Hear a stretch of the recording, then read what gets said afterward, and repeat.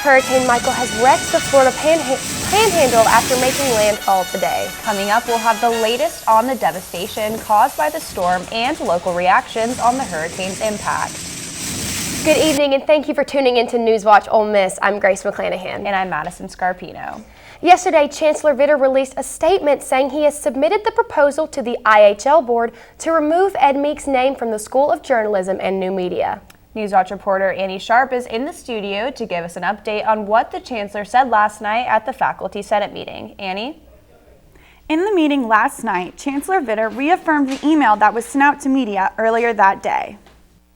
The exercise request is going through the committee, and that if approved, I would recommend it to the board. So that was done then, and I just wanted to reaffirm that. The email stated, "The proposal to change the name of the Meek School of Journalism and New Media has cleared all administrative steps required on our campus to change the name of an academic program. His recommendation of removing Meek's name from the School of Journalism has been approved by the Undergraduate Council, the Graduate Council, and the Council of Academic Administrators." He also reiterated that the proposal has been submitted to the IHL board for its consideration at its October meeting. The IHL board is meeting on October 18th, which is next Thursday in Jackson. This is a developing story, and we will continue to update you as we receive more information. Grace, back to you. Thanks, Annie. The annual Ole Miss Care Walk, sponsored by College Panhellenic, is today. NewsWatch reporter Kristen Bentley is live in the Grove with more. Kristen? Thanks, Grace. That's right. People are starting to fill up the Grove and to support the cause and walk. It's going to start in about 20 minutes, and NewsWatch reporter Kira Bettinecci has more. Care Walk began over 14 years ago and has become one of the largest philanthropic events hosted by College Panhellenic. This event uses support and donations from people all over Oxford as a way to team up with the North Mississippi Cancer Center and help the fight against breast cancer. It has become a tradition for sororities on campus to join the fight, and freshman Lauren Hoffman says she's excited to participate. So a lot of girls from my sorority are doing it. I'm an 80 Pi, and my grandma was diagnosed with adenosarcoma in 2013, so I'm walking for her. It'll give me a more personal experience because I know someone who's battled breast cancer and who's actually won the fight. While the Grove may look empty now, by 5:30 it will be packed to capacity with people ready to take strides against cancer. And while the Care Walk has helped plenty of students with personal connections, it has acted as a gateway for students trying to get more involved. And I really enjoy doing it because not only do a lot of people in Greek life and just on campus in general participate in it, but it's also a really easy way to give back. You pretty much just buy the t-shirt and that's kind of your donation to the event, which I think is really cool. And that kind of got me involved with Colleges Against Cancer, our chapter here at Ole Miss. I ended up running for a board position. So it was kind of just like my gateway to getting involved as a whole with philanthropy work having to do with cancer on the Ole Miss campus. About 12% of U.S. women will develop invasive breast cancer over the course of their lifetime, and over 266,000 cases are estimated to be diagnosed this year alone. Ole Miss, College Panhellenic, and all participants of the 2018 Care Walk are all a part of lowering those numbers. Kira Bettinecci, NewsWatch, Ole Miss. The Care Walk will start in the Grove. Walkers will make their way around campus, and they'll begin right here where they started. I'm live in the Grove. Kristen Bentley, NewsWatch Ole Miss. Thanks, Kristen. Hurricane Michael is bearing down on Florida's Panhandle today. The eye wall of the storm made landfall near Mexico Beach with sustained winds at 155 miles per hour. Hurricane Michael slamming into the Florida Panhandle. A monster storm gaining intensity with the potential to cause catastrophic damage. Well, right now, the winds is extremely high. It's probably as bad as I've ever seen it. Florida's governor issuing a stark warning to any residents who did not evacuate. Now the storm is here. The time to evacuate in coastal areas has come and gone. Some residents who decided to stay sharing photos of where they will ride out the storm. Many bridges connecting islands to the mainland now closed. Officials warn of a storm surge that could reach 14 feet in some areas. storm surge is going to be the worst where the eye makes landfall. So not only is it going to bring 14 feet of ocean water and coastal flood inundation, there'll be wave action on top of that. Tens of thousands of customers are already without power. Officials say it may not be restored for days, possibly weeks. President Trump received a briefing on the storm by FEMA. I had a long talk with Rick Scott, Governor Scott of Florida. Very well coordinated with all of the states. Millions of people across 6 states are under hurricane warnings and watches as the storm is expected to blow over Georgia and the Carolinas in the next few days. With Hurricane Michael picking up, NewsWatch reporter Julia Blake Anderson talked to an Ole Miss student and her family to find out how it's impacting them. Hurricane Michael is making history as the most powerful storm ever recorded to hit the Florida Panhandle. With 3.8 million people under hurricane warning, 15.9 million people under tropical storm warning, and 35 counties in Florida under a state of emergency, this storm will leave many people without power. Ole Miss student and Tallahassee native Maddie Rayleigh says her family decided not to evacuate and is worried about what her family is about to go through. This one's terrifying because it's the strongest hurricane to ever hit the Tallahassee area, and I might lose contact with my family over the next couple hours as this hurricane makes landfall, so that's kind of freaking me out. There are expected storm surges of 14 feet high, which poses a problem for areas close to sea level. But we are worried more about my dad's business, which is in the southern half of Leon County, and actually in one of the storm surge evacuation zones. So we're worried what might happen there. As you can tell from the video behind me, the storm is expected to inflict some major damage. I talked to Tallahassee resident and Maddie's mom, Stacy Rayleigh, and she said by 1 p.m. the storm had already knocked out their power and they were expecting things to get worse. So the generator is up and running, so we do have at least the TV so we can see what's going on. It is up to a category 4 by 1 mile per hour. If it was 156, it would be a 5, so it's a little scary. Stacy says that while they were preparing for the storm to pick up, their family in Panama City were experiencing the worst of the storm. And it's, 155 where they're at right now, and they just posted that, what did they say? It's getting real. We just lost part of the roof, and the attic door was sucked up into the attic because of the pressure. So we're just hoping that our family and friends stay safe. Thousands of National Guardsmen and search and rescue personnel will go out after the storm passes to start rescue efforts. If you're interested in following the path of the hurricane, you can visit the National Hurricane Center online for more information. Julia Blake Anderson, NewsWatch, Ole Miss. The Category 4 hurricane is the strongest storm to make landfall in the continental U.S. since 1992 and is expected to move off the mid-Atlantic coast on Friday. Many students land internships over the summer, but it's not every day that the work you do over the summer is shown to students and faculty. NewsWatch reporter Hannah Huff shows us that one journalism student's documentary about hate in America is doing just that. Being equal, we're not equal nowhere. In this country right now, we have hate. Tonight in the Overby Auditorium, News 21's documentary American Hate will be shown to students and faculty. Senior journalism student Brittany Brown worked on the documentary this past summer as an intern with the National Investigative Reporting Fellowship at the Walter Cronkite School of Journalism at Arizona State. Brown says the topic that News 21 shows this year is relevant in America today. I just think that this topic was just pretty timely this year, especially in the political climate that we're seeing right now. Brown worked on a variety of stories over the summer, but one that impacted her the most was in the small town of Jasper, Texas, where a man named James Bird was dragged behind a truck for 3 miles. Brown says she talked to the sheriff that dealt with this case, and to see his reaction was very impactful. Like he was a man, but he still teared up and cried about it, and it's been 20 years. You could just tell that he could still remember what he saw because he was the first person to see his body in the street after he was killed. So you could just, this is a grown man, and it's just still affected by that today. But Brown and her team didn't just stick to the stories involving race. Brown says they tried to cover stories involving all different types of groups. So we looked at hate crimes, victims of hate, hate groups. So we tried to look at a little bit of everything. When everybody watches the documentary tonight, Brown hopes that it opens their eyes to realize that hate is still relevant in America today. It is still present in America today in 2018. and to just sit down and talk to people, really. That's what I did all summer, just talk to people. Hannah Huff, NewsWatch Ole Miss. Again, American Hate is being shown in the Overby Center at 5:30 tonight. A reception will follow. Some lucky Oxford residents will be getting the royal treatment as Grace Bible Church holds the inaugural Night to Shine prom. The church is one of 500 churches across the country hosting the event on Valentine's Day weekend in 2019. The prom is a special night designed for those with special needs, all sponsored by the Tim Tebow Foundation. The evening's honored guests will arrive to the red carpet in style, in limos, after getting pre-prom makeovers. Each attendee will then be crowned prom king or queen at the end of the night.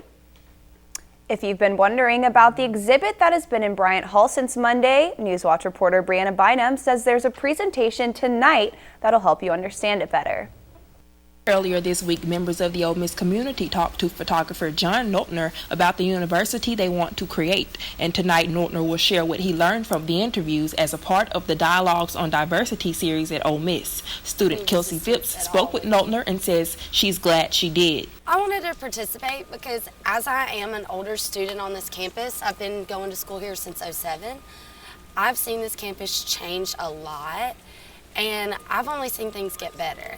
Phipps says she wants everyone to have a good experience in Oxford like she has over the years. We're all here to experience a wonderful education, and I like the nightlife and the football games and stuff, and I want everybody to have a good time. While Phipps says the university has improved with diversity, freshman Maddie Payne says she doesn't see much of it and hopes the event tonight will help create more.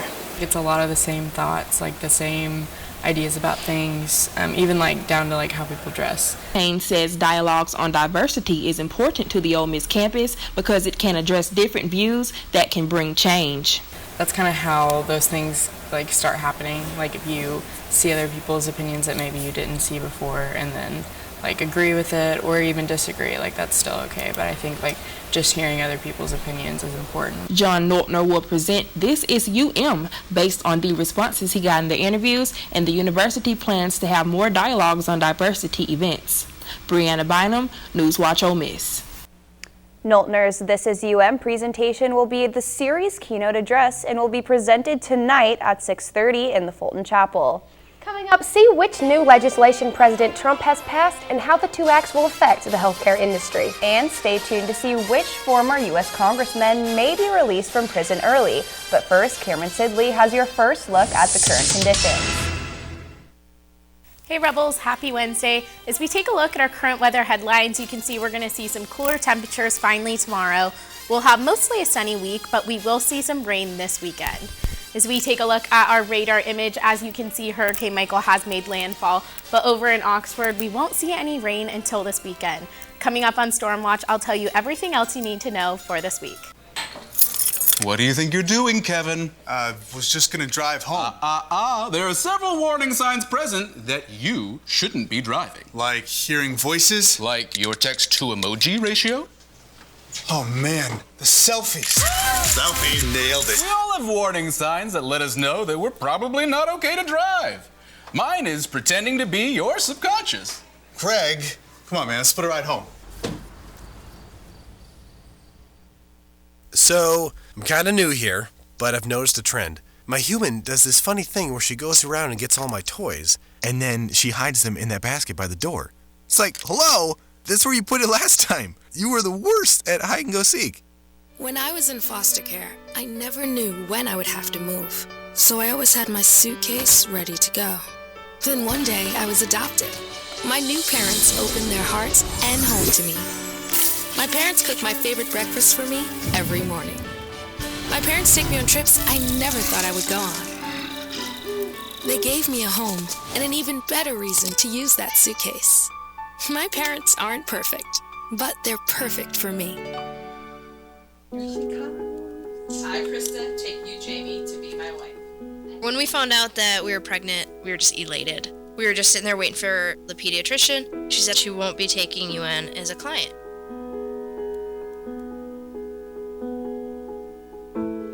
We are a lesbian couple, but she's just a baby.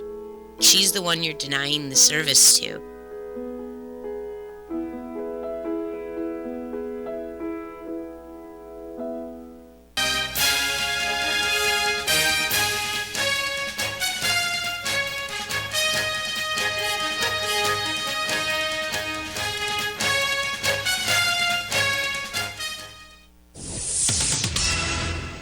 The stock market is in a slump as the Dow Jones Index fell by 800 points today. October is often a nerve-wracking month for investors, and this year is no exception. The Dow dipped below 26,000 for the first time in a month, with all 30 Dow stocks in the red. This drop is just shy of the worst point drop ever. The Dow twice fell by more than 1,000 points earlier this year due to fears of inflation. Tech leaders Amazon, Facebook, and Netflix helped lead the market lower. President Trump took the floor today to preview what changes can be expected after he signed legislation into law that aims to inform consumers about drug prices. This gives people knowledge as to prices at different locations, where to buy the drugs. That will have an immediate impact too. Both the Know the Lowest Price Act and the Patient Right to Know Drug Prices Act seek to end the drug industry's so-called gag orders on pharmacists, which prevent them from discussing cheaper price options with consumers. Also included in the acts are requests to speed up the approval of over-the-counter medications and asking the FDA to require manufacturers to include prices in their TV ads. A landmark healthcare merger is inches away from the finish line. CVS has just gained the U.S. government's approval to buy out Aetna. This $69 billion acquisition has the potential to rewire the healthcare industry. CVS is a massive drugstore chain and prescription insurer. Aetna is one of the nation's largest health insurers. This merger is the largest health insurance deal in history, exceeding the last record holder by a $40 billion margin. All that's left is receiving a judge's approval of the settlement for the deal to be complete. The New York limousine wreck that left 20 people dead on Saturday is still under investigation. The limo company owner, Shahed Hussein, is under examination due to his complicated past. Hussein is revealed as an FBI informant, recruiter of terrorists, and a fraudster. Hussein's personal and company lawyer spoke out and said Hussein has been in Pakistan dealing with health issues, but is willing to come back if the investigation requires. The limo company said they are performing an internal investigation to determine the cause of the accident. Former New York Democratic Representative Anthony Weiner is set to be released from prison 3 months early. This comes after Weiner pled guilty to one charge of transferring obscene material to a minor in May 2017. Weiner was sentenced to 21 months in federal prison and is currently located at FMC Devens in Massachusetts. His term was originally set to end in August 2019, but has now been scheduled in May due to good conduct. Well, Madison, it turned out to be a sunny day here in Oxford, even after it was a rainy morning. Hopefully those cooler temps will come to town tomorrow. I really hope so, Grace. But coming up, Camryn Sidley will let us know if cooler weather or any more rain is in our future.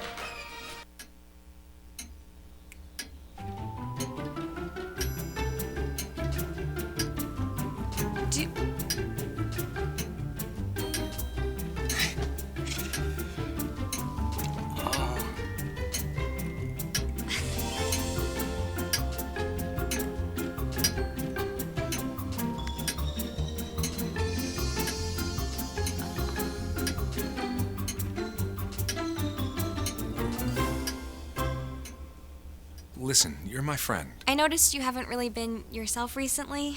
Yeah, I feel like something's up. How are you? Are you okay? Is there anything you want to talk about? I just want to know how you're feeling. And listen, even if you don't know what to say, I'm here to talk. No matter what you're going through, I just want you to know I'm here. I've got your back. When you want to talk, I'm here.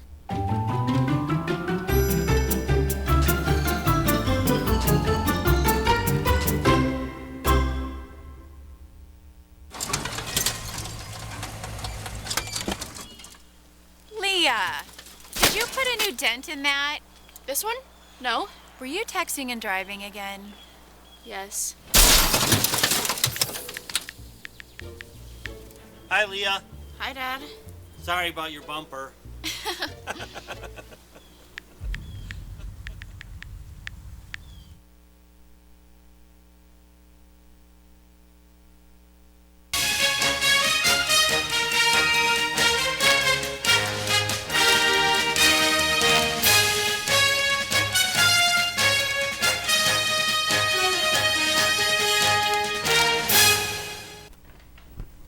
Hey Rebels, happy Wednesday. As we take a look at our current temperatures, you can see we're at a pretty warm 80 degrees still, partly cloudy outside with some decently strong winds, but no chance of rain, so that's what I'm looking forward to. As we take a look at our satellite image, obviously you can see Hurricane Michael, but over Oxford right now, just a couple clouds, so we're very thankful. As we take a look at our current temperatures, it's pretty warm all around right now. We have 78 in South Haven, 79 in Holly Springs, 80 in Oxford, 83 in Corinth, and 85 in Tupelo. As we look at tomorrow's temperatures, it is going to drop down quite a bit for tomorrow. We have 67 in South Haven, 68 in Holly Springs, 69 in Oxford and Corinth, and Tupelo, again, the warmest at 71. As we take a look at tonight's temperatures, it's going to drop down to about 70 degrees, partly cloudy with no chance of rain, so we're looking at a pretty decent night tonight. As we move on to tomorrow's forecast, again, it will drop down a decent amount to 69 degrees, clear and just some slight winds and no chance of rain, so it'll be a pretty nice day tomorrow. As we move on to our 5-day forecast, as you can see, this is where our rain will come in. We have Friday at 69, Saturday at 68, Sunday at 68, Monday at 60, and Tuesday at 62. So we will see some rain this weekend. Back to you guys at the desk. Thanks, Camryn. The Ole Miss men's golf team moved up the leaderboard on their final day in Music City. See if they finished at the top. And the Rebel soccer team will travel down to Baton Rouge for a key SEC matchup tomorrow, but see who won't be suiting up next in Sports Watch.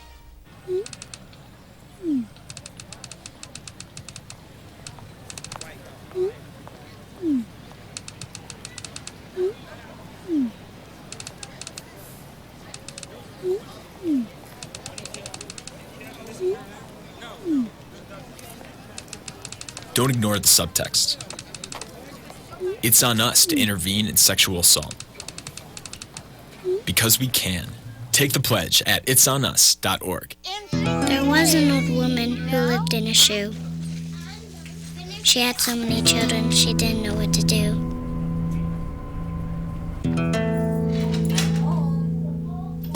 She gave them some broth without any bread and kissed them all soundly. Lights out. Good night. And put them to bed. Hunger is a story we can end. End it at feedingamerica.org.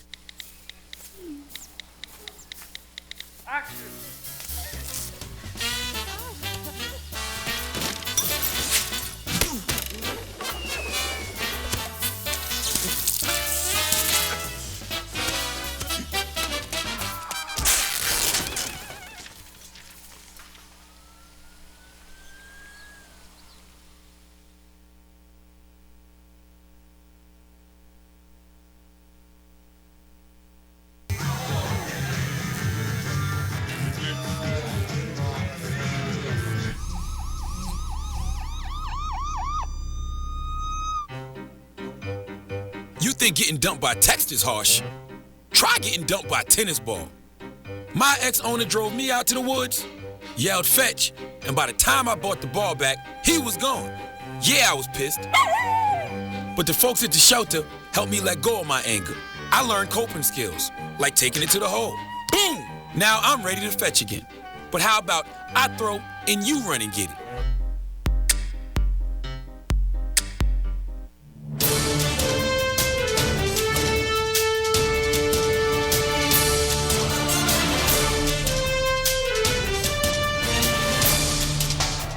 Welcome, ladies and gentlemen, to Sports Watch. I'm AJ Norwood. The Ole Miss men's golf team moved up on the leaderboard for a 5th place finish in the Intercollegiate at the Grove. The Rebels defeated Kennesaw State by 7 strokes to propel themselves into the top 5. Cecil Wegener managed to use another even par 72 to place in the top 10, making it his best finish of the fall season.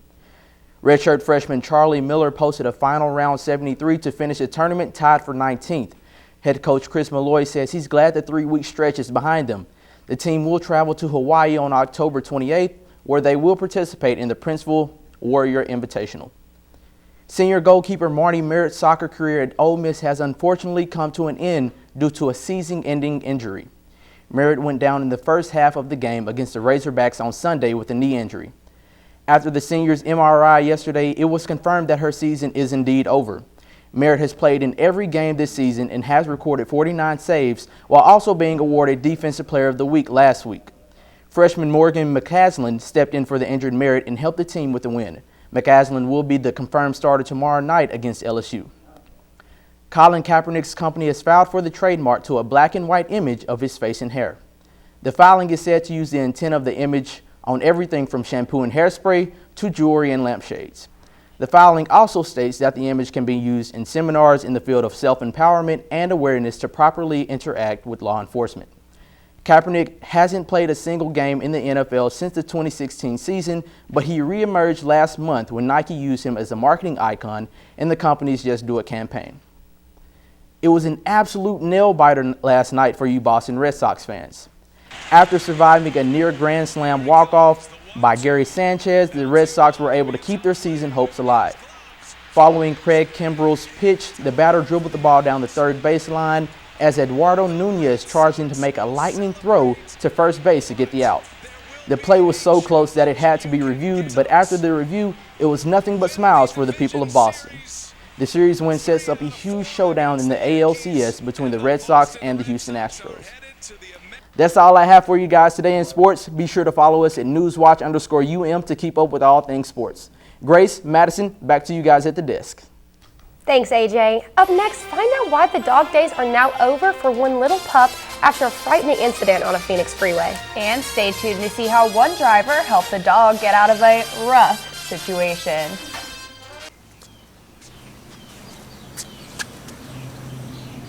Here is my handle and here is my spout. When I get all steamed up, then I shout. Tip me over and pour me out. Oh. It only takes a moment to make a moment. Cheers. Take time to be a dad today. We are Ole Miss Rebels. As Mississippi's flagship university, we dig deeper, see farther, work harder. We pioneered human organ transplants. We helped prove Einstein's theory of gravitational waves. We are distinguished as a Carnegie R1 top 2.5% research institution. We are Ole Miss, transforming lives and the world. When I was your age, I was just like you, fascinated by stars.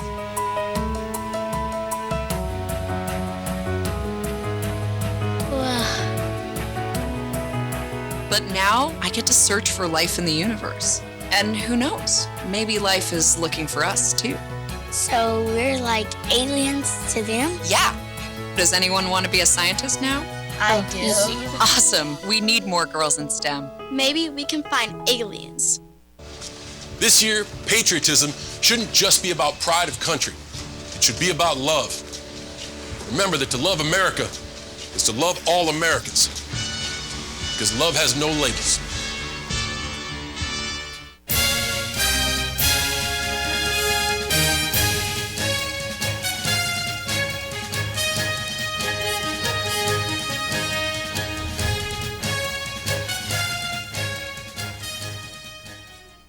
We've all heard that a dog is man's best friend, but this time it's the other way around. An Arizona man is surely this canine's best friend after he literally stopped traffic to save the pup. The poor pup found himself stuck in the slow lane during rush hour traffic. Several drivers swerved or braked just in time to avoid hitting him, but the danger only grew as the dog made his way to the HOV lane. After 4 minutes of high-speed drama, a happy ending. A kind-hearted truck driver rescued the pup and brought him to a Department of Public Safety trooper awaiting across the median.